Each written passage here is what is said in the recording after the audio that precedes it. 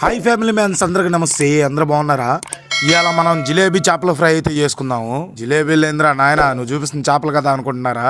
అవును, ఈ చేపలే, కానీ ఇటు పేరు మాత్రం జిలేబీలు అంటారంట.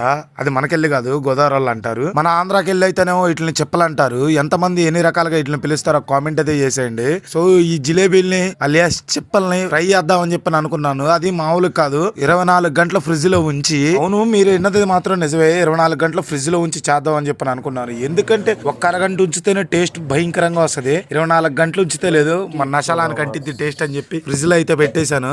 24 గంటల తర్వాత ఫ్రిడ్జ్ లో నుంచి అయితే చూసారు కదా ఎంత గట్టిగట్టిందో. ఆ తర్వాత ఏం చేయాలో తెలుసు కదా మీకు, తీసుకెళ్లి నూనెలో పడేసి ఏపటమే. దీన్ని ఏపిన తర్వాత కలర్ చూసారా, ఎక్సలెంట్ గా అయితే వచ్చింది. చేప నేను ఎలా అనుకున్నానో అలా మాత్రం వచ్చింది. టేస్ట్ మాత్రం దొబ్బింది. ఎందుకంటే ఎప్పుడు తినాల్సిన కూరను అప్పుడే తినాలి. దాని చేత అడ్డమైన డైట్లు చేయించకూడదు. అర్థమైందా? ప్లీజ్ నా వీడియో నచ్చినట్టయితే ఒక లైక్, ఒక సబ్స్క్రైబ్ చేయండి.